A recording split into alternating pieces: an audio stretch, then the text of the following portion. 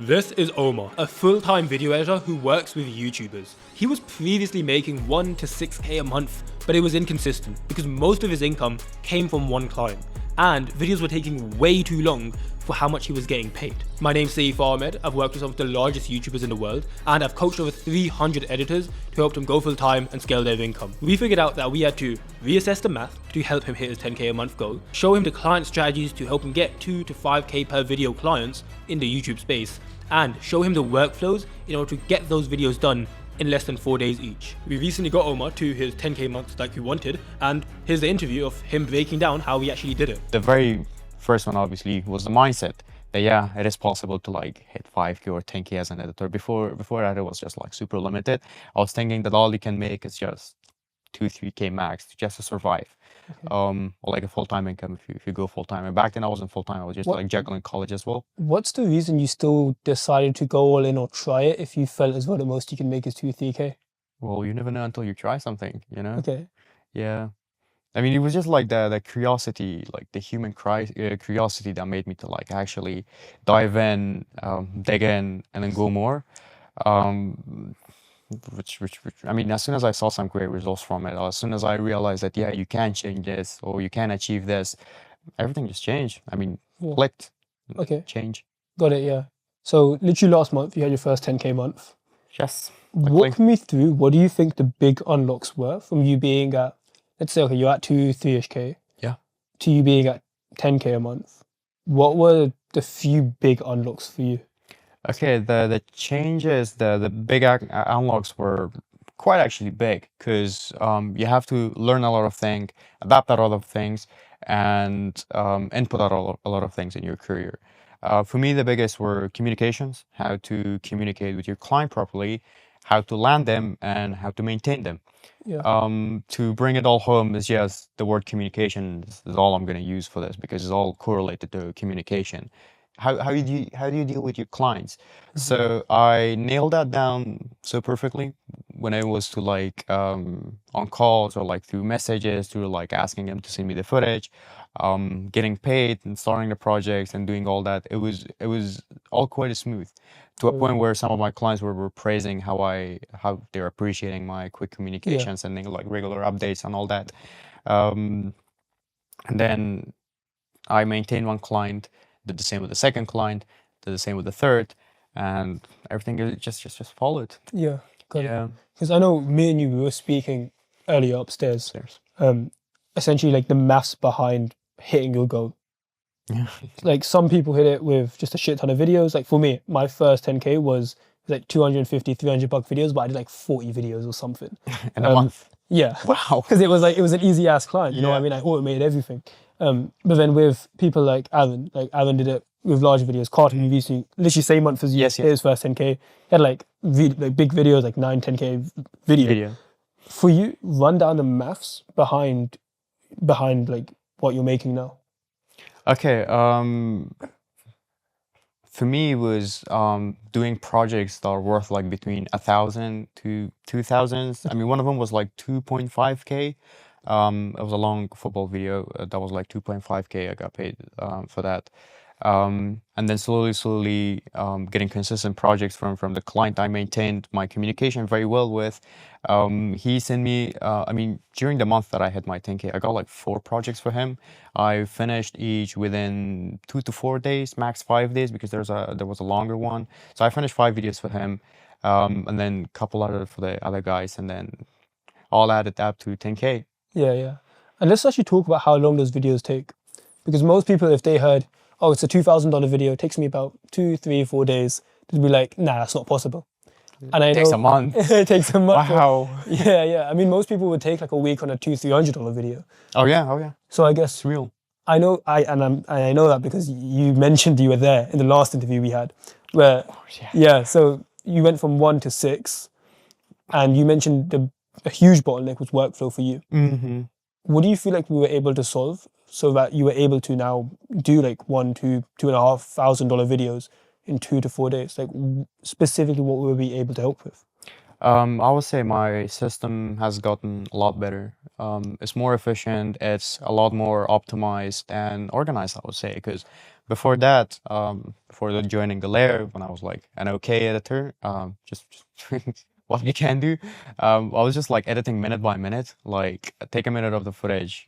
So when I was done with the rough cut, I was just like editing minute by minute. So 1 minute of like both visuals, text, captions, and then sound design, everything, and then jumping on to the second minute, the third minute. It wasn't efficient. It was just like hectic when I remember. Oh gosh, I'm glad like I passed all those days. Whereas now it's just like butter smooth. Everything just like stage by stage. Downloading the footage, assembly, cut, the visuals, and then also there are like categories and visuals as well, because you can't do like heavy and then light in one go. Um, Visuals also like in different stages. Same with music. Same with like delivering the video and then going through the revisions.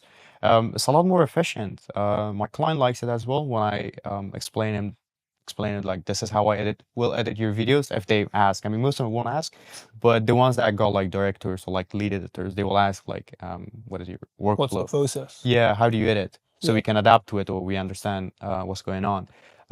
When I explain my system to them, they say, yeah, this is works very well. And then obviously I'm trying my best to like over deliver, then be very on time. As soon as I send them the frame link, they were like, oh yeah, you're super on time. This is great. Yeah. And then I don't get that many revisions as well. So Yeah. Walk me through how consistent you feel this is. Because I think something that a lot of editors are scared of is they're going to hit 5K, 7K, 8K, 10K, but they're not going to be able to keep up just from like a amount of workload point of view. yeah. Walk me through how this month has felt, because obviously last month was the 10K. How does this month feel? Okay, I'm gonna explain this question a little later because you mentioned, yeah, I mean, this is just like the answer as well, but I'm gonna add up more to kind of like boil down a lot. So you ask about a lot of editors like hitting 5 to 6K a month and then kind of burn out or like Yeah. give up or like their belief system gets very limited. It happened to me as well. Last year was around this time that we had our interview. Obviously, I was super happy. I had like 6K, 5K a month. But after a month, I had a big downfall. I went back to 1.5K. So February 2025, oh gosh, I hate that month. I remember vividly, just like yesterday, that I had like 1.5K and I was kind of struggling. Yeah. But slowly, March, April, May, June, July, it was a lot better because I revisited the lessons and it got a lot better.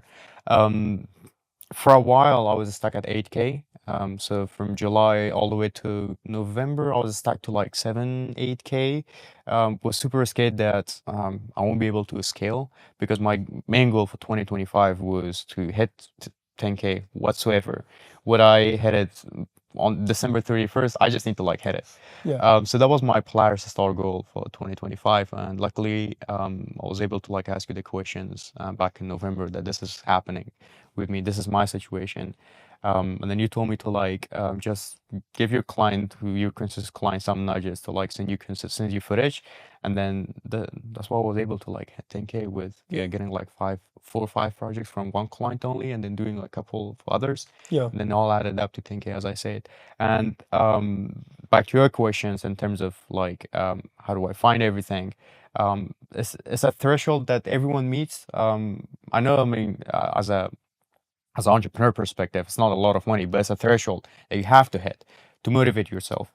So for me, my belief system has changed that now I can believe that I hit 10K.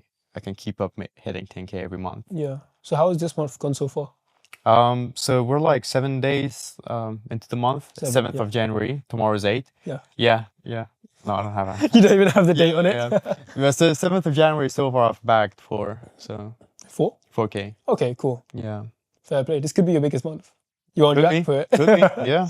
Yeah. So my goal in Q1 is to do it in British pounds as well. So 10K in British pound will add up to like 13 or like near 14K. So I really want to hit it in Q1. January, February, March should be 14K dollars. Yeah, that'd be sick, man. Walk me through. You mentioned, okay, you had that bottleneck where you were at 7-ish, 8. You mentioned that, okay, you asked a question. We said like, yo, just give this client a nudge. He's your highest leverage client. What do you feel like you were missing that you weren't able to notice that leverage point on your own? Like, why did it take like getting someone else to say it? all going back to communication. When I was finishing a project with a client, I was just like, that's it. I'll just wait for you next time to send me a video or a project. That was it. I wasn't just like sending any follow-ups, wasn't sending anything that, hey, when can I expect your next video? I wasn't doing anything. As soon as I was like getting their final feedback, which was, oh, yo, bro, the video is looking good. We'll post it X date. I was like, oh, yeah, take care, guys. That's it. Bye-bye. Yeah. So it wasn't like anything to get consistent footage. But when I asked you that question, kind of changed everything. I was just like, my one client, the consistent one, I was just like giving him not just that, hey, when you can see me like another footage, or when can I expect the next video? So back 4 or 5 projects from him, a couple from other guys. As I mentioned, I'll add it to 10K. So all goes back to communication. Communication is the key. Yeah, because when it comes to that whole, okay, once you finish a video, you thread straight to the next one.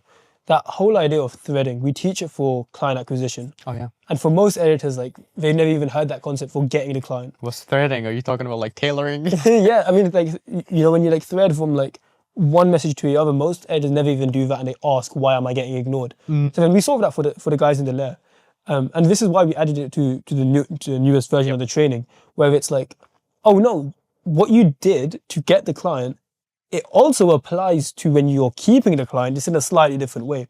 So I guess that's what you're saying. Like, yeah, once you've got the client, you're still threading from video to video rather than leaving the relationship in no man's land. Like, oh, I'll hit you up when I'm ready.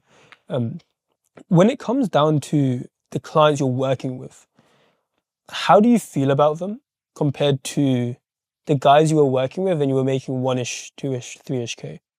Okay, there's a big difference between 1 to 2K clients and into like 5 to 10K clients. What were the differences?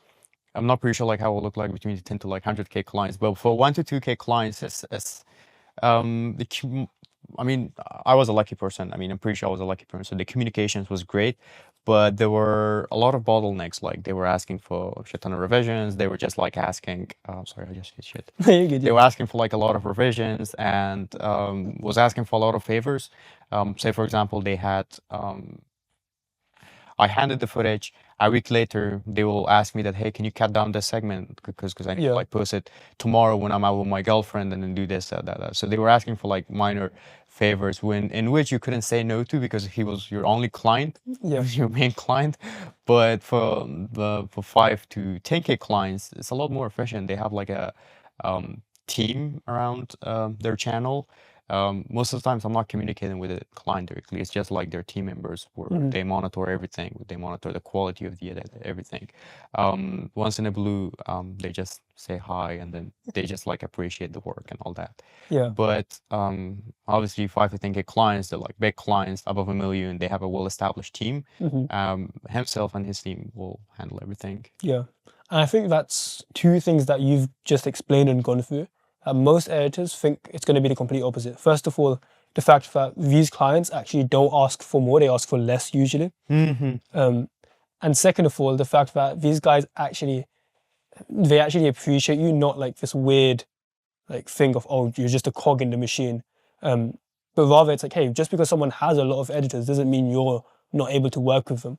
Yeah. Like I find it so ridiculous when like someone will ask me, oh, should I reach out to this person? I'm like, what's stopping you? They're like, oh, they already have an editor. They're posting consistently. Is that not what you want from a client? Like, would you rather go with someone that hasn't posted in the last 6 months?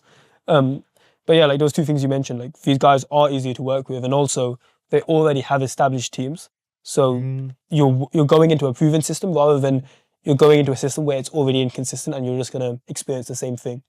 Yeah, yeah. I mean, all the clients that I'm currently working with, on monthly basis, I work with like 5 to 6 clients, and all of them has like at least 2 more editors. Yeah. And one of them has like 6 for like different channels, and then he only got like 3 for his main channel, including me. So, which is wild. Obviously, they have money they will pay out. So that doesn't mean if someone has an editor, they're not looking for an editor, or they don't want any other editor. But yeah, it's funny. It's funny. This is interesting as well. Yeah, got it, man. So you started at 1K, hit 10K a month. I know the next goal is for you to do it in pounds. So basically like 14-ish K. Let's make it 15. 15K?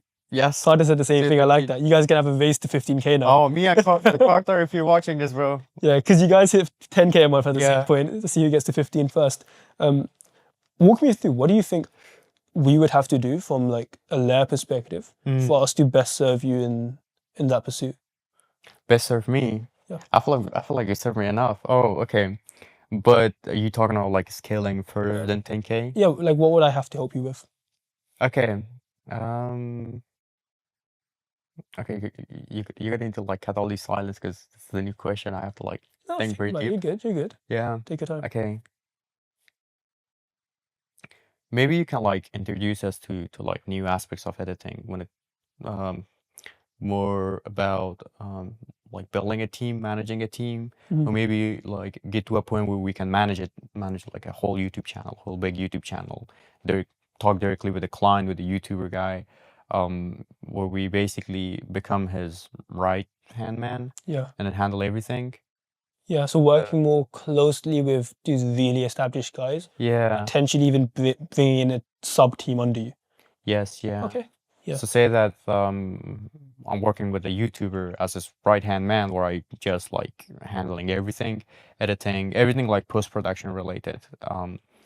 So becoming someone who just like handle everything related to the post-production. Yeah.